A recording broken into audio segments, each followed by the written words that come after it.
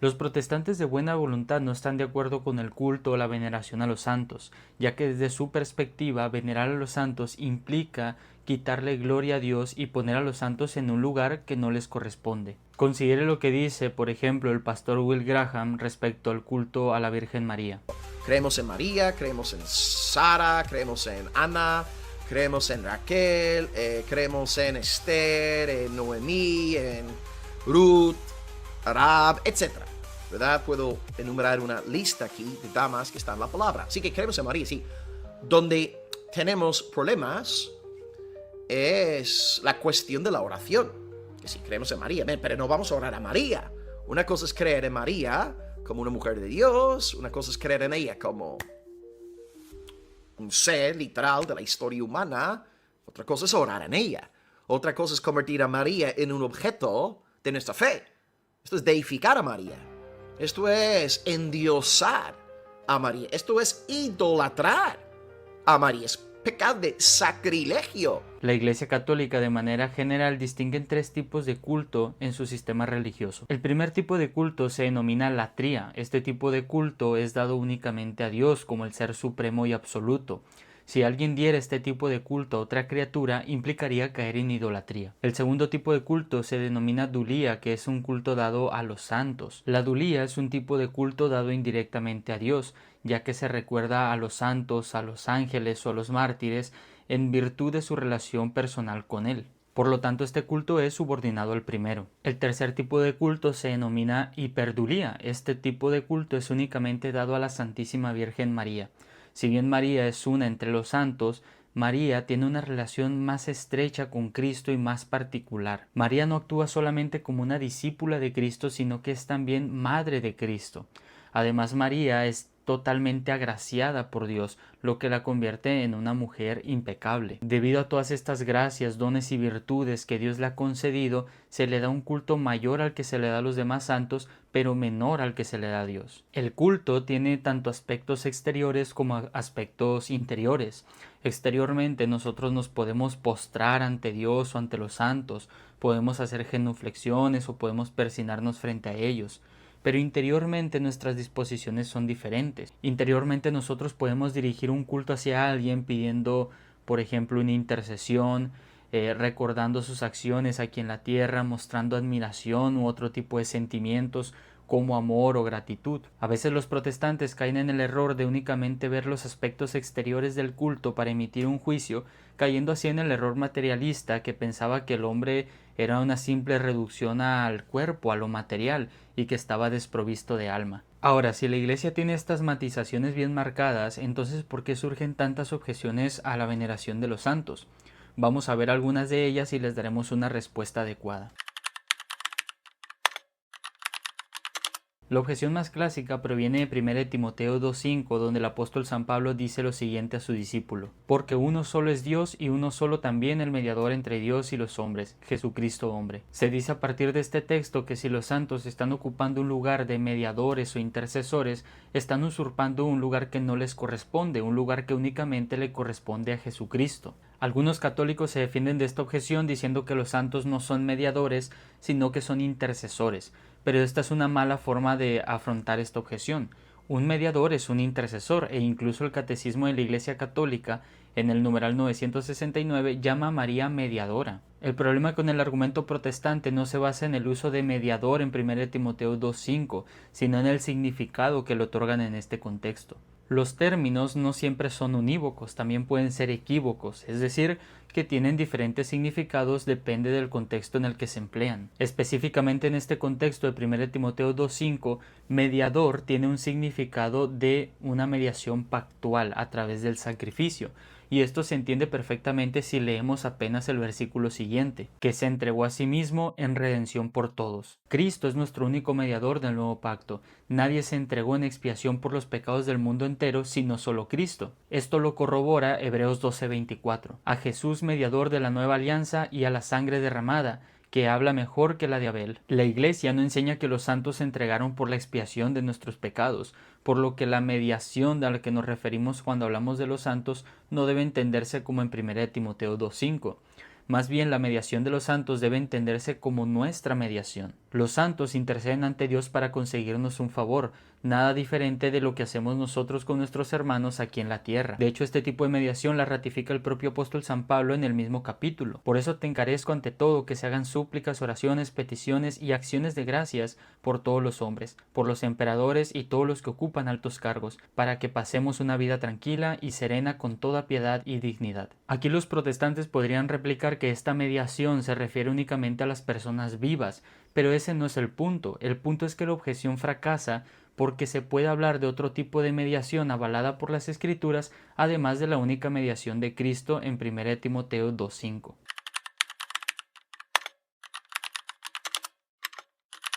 Esta objeción se basa en una condena de Deuteronomio 18:11, que no haya hechiceros ni quienes consulten a los espíritus, ni adivinos ni evocadores de muertos. Normalmente esto es conocido como nigromancia, pero la nigromancia está lejos de ser análoga a lo que sucede en la Iglesia Católica. La nigromancia tiene que ver con invocar a los muertos para obtener un conocimiento oculto o un conocimiento acerca de lo que va a pasar en el futuro. Tiene sentido que en Deuteronomio 18 se condene la nigromancia porque el capítulo está hablando específicamente de cómo deberíamos detectar a los falsos profetas. En el mismo capítulo, en los versículos 21 al 22, Dios dice que la forma de reconocer que un profeta proviene de él es si la palabra de este profeta se cumple, ya que solamente Dios conoce el futuro, a diferencia de los nigromantes que son unos farsantes. De hecho, la Iglesia Católica condena la nigromancia y cualquier tipo de adivinación, apelando específicamente a Deuteronomio 18. Todas las formas de adivinación deben rechazarse: el recurso a Satán o a los demonios, la evocación de los muertos y otras prácticas que equivocadamente se supone desvelan el porvenir, la consulta de horóscopos, la astrología, la quiromancia, la interpretación de presagios y de suertes, los fenómenos de visión, el recurso a mediums, encierran una voluntad de poder sobre el tiempo, la historia y finalmente los hombres, a la vez que un deseo de granjearse la protección de poderes ocultos. Están en contradicción con el honor y el respeto, mezclados de temor amoroso que debemos solamente a Dios. En el culto a los santos no se busca conocer el futuro, tener conocimientos ocultos o dañar al prójimo. Más bien lo que hacemos es pedir intercesión para que los santos nos auxilien en nuestras necesidades. También oramos a los muertos porque pedimos a Dios que les ayude a alcanzar pronto la visión beatífica. O simplemente en el culto a los santos conmemoramos las cosas que ellos hicieron por amor a Dios cuando estuvieron aquí en la tierra. Nada de eso tiene que ver con el culto esotérico condenado en las Escrituras.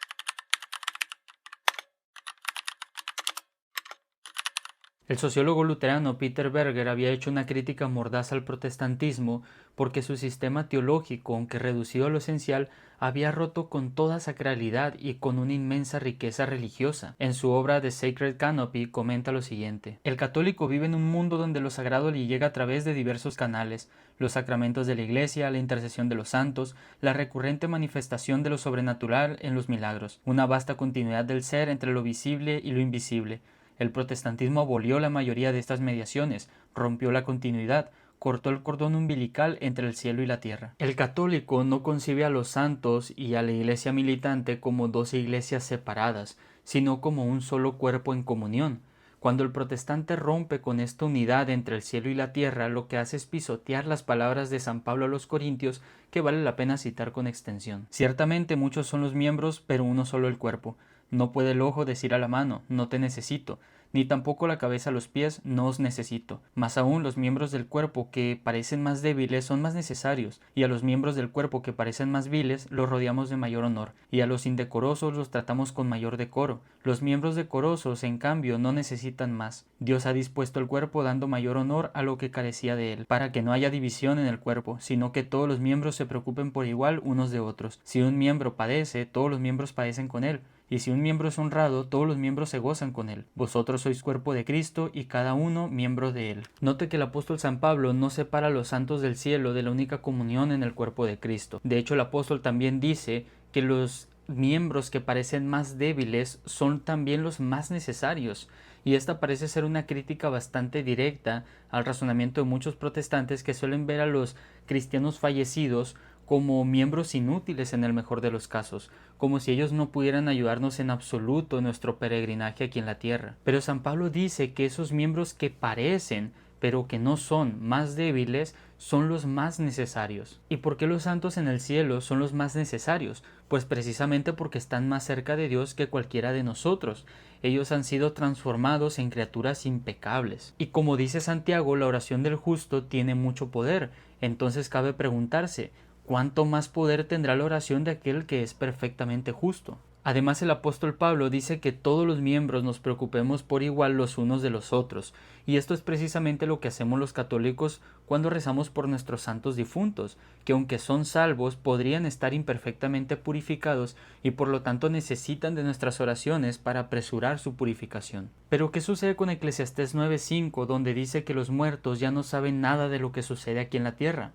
Para ser más precisos, vamos a citar el pasaje. Los vivos saben que morirán, pero los muertos no saben nada, ni tendrán más recompensa porque su recuerdo se ha esfumado. Debemos entender que el libro de Eclesiastés se escribió en un contexto diferente al que se redactó el Nuevo Testamento. El libro de Eclesiastés es un libro sapiencial de carácter poético y existencial. Muchas veces este libro refleja la situación emocional y espiritual en la que se encontraba el autor cuando hace algunos comentarios de desesperanza en ciertas ocasiones. Si leemos este capítulo de manera literal y absoluta, entraríamos en un conflicto con el mensaje del Nuevo Testamento. Consideremos, por ejemplo, lo que dice Eclesiastés 9:6 acerca de los difuntos. También se perdieron sus amores, sus odios y envidias, y ya nunca tendrán parte en nada de lo que se hace bajo el sol. Pero el apóstol Pablo dice en 1 Corintios 13 que el amor nunca pasa, y Jesús en Marcos 9:44 dice que el gusano de ellos nunca muere. Es decir, el amor y el odio no pasan después de la muerte, sino que permanecen en aquellos de acuerdo a sus propios destinos. El autor de Eclesiastés habla desde una perspectiva diferente.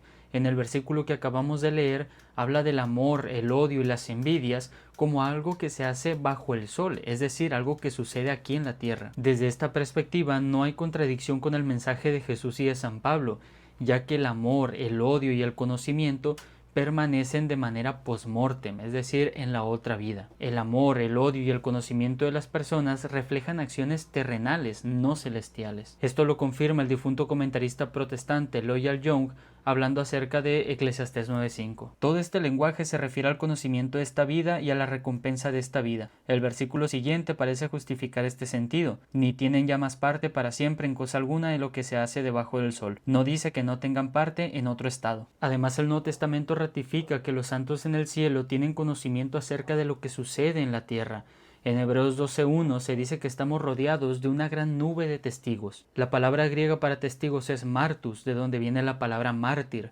Sin embargo, en otros contextos, martus significa también espectadores. Por ejemplo, en 1 Timoteo 6:12 se dice que has sido llamado a la vida eterna para la que hiciste una solemne profesión en presencia de muchos testigos. Algunos quieren ver en la palabra martus simplemente una continuidad con Hebreos 11, donde se habla acerca de los mártires o héroes de la fe del Antiguo Testamento. Sin embargo, el contexto de Hebreos 12:1 parece no permitir únicamente esta interpretación. Por consiguiente, también nosotros que estamos rodeados de una nube tan grande de testigos, sacudámonos todo lastre y el pecado que nos asedia, y continuamos corriendo con perseverancia la carrera emprendida. Esto tiene un significado contextual y cultural. En el tiempo de los apóstoles habían juegos grecorromanos de atletismo parecidos a los Juegos Olímpicos que suceden hoy en día. Estos corredores se quitaban todo peso o lastre, eran disciplinados y corrían en un estadio lleno de espectadores. No es casualidad que estas características estén reflejadas en Hebreos 12:1 para hablar de la perseverancia de los santos. Bajo esta imagen es difícil imaginar que los testigos de los que habla Hebreos 12:1 son simplemente los mártires del Antiguo Testamento en los cuales debemos pensar y no que son también espectadores que están al pendiente de lo que está sucediendo aquí en la tierra en nuestro peregrinaje. El teólogo protestante Leon Morris señala: debemos tener en cuenta que a los lectores de Hebreos se les exhorta a mirar a Jesús, no a los gigantes de la fe. Considerándolo todo, parece que el autor incluye aquí la idea de que los héroes de la fe son conscientes de lo que hacemos mientras mantenemos la lucha en nuestra época, como ellos la mantuvieron en la suya.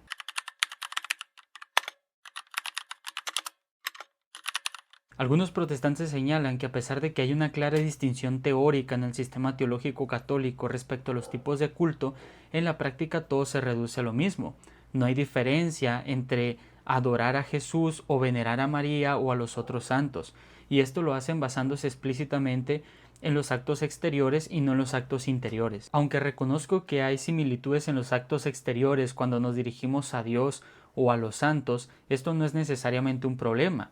Yo como católico puedo arrodillarme ante Dios o puedo arrodillarme ante la Virgen, puedo besar una imagen de Jesús o puedo besar una imagen de María, puedo dirigir una oración a Dios o puedo pedir la intercesión de María. Esto no representa ningún problema. Un protestante podría arrodillarse ante su madre o ante su padre debido a una gran afrenta para pedirle disculpas, y lo mismo podría hacer con Dios cuando cayera en algún pecado.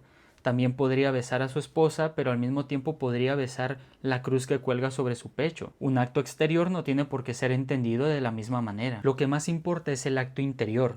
Yo podría besar la mejilla de mi madre y podría besar la mejilla de mi esposa, pero yo no beso a mi madre de la misma forma que beso a mi esposa. Lo que lo distingue es un acto interior, porque con mi madre yo me puedo dirigir con un amor filial, pero con mi esposa me dirijo con un amor romántico. Cuando yo me arrodillo ante Dios lo hago reconociéndolo como el ser absoluto, como el ser subsistente, aquel que sostiene toda la existencia. Lo hago entendiendo que tengo una total dependencia de Él, así como tiene una total dependencia de Él los santos o incluso María. En cambio, cuando nos postramos a los santos entendemos que son criaturas hechas por Dios al igual que nosotros, que tuvieron angustias, que tuvieron limitaciones, que tuvieron humillaciones y que incluso compartieron la condición de pecado a excepción de la Santísima Virgen María. Les pedimos humildemente ayuda como nuestros hermanos, como criaturas de Dios, y los honramos por lo que Dios hizo en sus vidas cuando estuvieron aquí en la tierra. Pero hay un acto exterior que distingue el culto a los santos del culto dado únicamente a Dios, y este es el sacrificio de la misa. En Medio Oriente el sacrificio era reconocido como un acto de adoración a una divinidad. Así cuando Pablo y Bernabé fueron reconocidos como dioses por los listrenses, les quisieron ofrecer un sacrificio. Cuando en la Santa Misa ofrecemos el sacrificio eucarístico, es ofrecido específicamente a Dios, no a los santos ni a María. Así lo dice la Constitución dogmática Lumen Gentium. Al participar en el sacrificio eucarístico, fuente y cima de la vida cristiana, ofrecen a Dios la víctima divina y a sí mismos con ella. Por lo tanto, tenemos un acto exterior de adoración, distintivo del catolicismo, que es ofrecido únicamente a Dios. También tenemos un robusto sistema teológico, simplificado en la enseñanza continua de los pastores, de donde basamos nuestra devoción interior a los santos y nuestra adoración a Dios.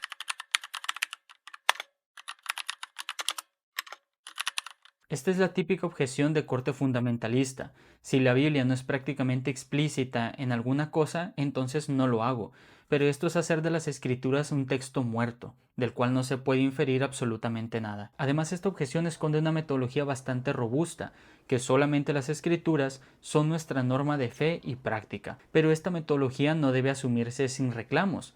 Los protestantes desde el siglo XVI han gastado bastante tinta queriendo defender este principio denominado sola escritura, por lo que pensar que un católico la va a asumir sin reproches es bastante ingenuo. Lo más claro que tenemos para la veneración de los santos en el Nuevo Testamento se encuentra en Hebreos 11 y 12, en mi opinión.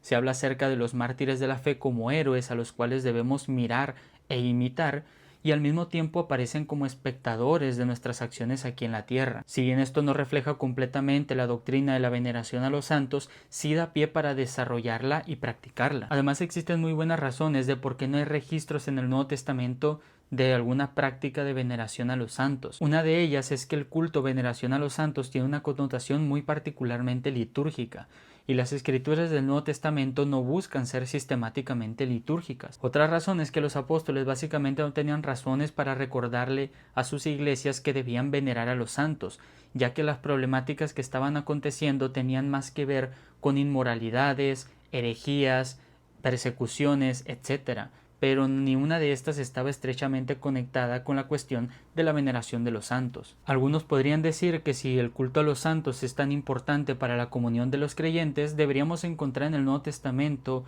prácticas o recomendaciones de venerar a los santos y pedir su intercesión.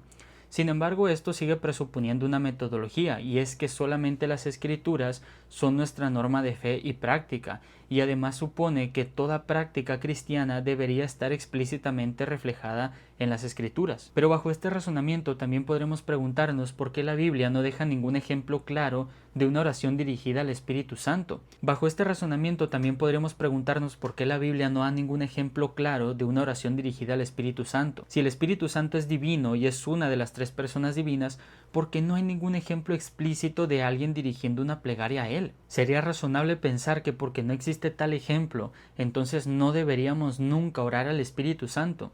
No creo que haya un protestante que esté dispuesto a asumir tal responsabilidad. Lo que pasa es que no todas las cuestiones prácticas están explícitamente marcadas en las Escrituras, pero podemos inferirlas razonablemente a partir de ellas. Así, por ejemplo, si yo no veo ningún caso de alguien orando al Espíritu Santo, puedo inferir que es lícito orarle en virtud de que veo textos bíblicos que hablan acerca de su divinidad. Lo que pasa es que no todas las cosas están explícitamente marcadas en las Escrituras, pero puedo inferir razonablemente a partir de ellas ciertas prácticas y cuestiones de fe. Así, por ejemplo, si no encuentro un caso de alguien orando al Espíritu Santo, yo puedo orar al Espíritu Santo en virtud de una inferencia que hago a partir de textos bíblicos que hablan acerca de su divinidad. Asimismo, aunque no veo ejemplos claros de personas venerando a los santos, a partir de Hebreos 11 y 12 y de otros pasajes que no abordé aquí, puedo inferir que es razonable hacerlo. Gracias por haber llegado hasta aquí, agradezco profundamente que hayas terminado de ver este video. Si quieres ayudarme, dale like, comenta o compártelo con alguien para que este video llegue a muchas más personas. Si quieres ayudarme de otra manera, te dejo las indicaciones en la descripción de este video. Que tengas un bendecido día.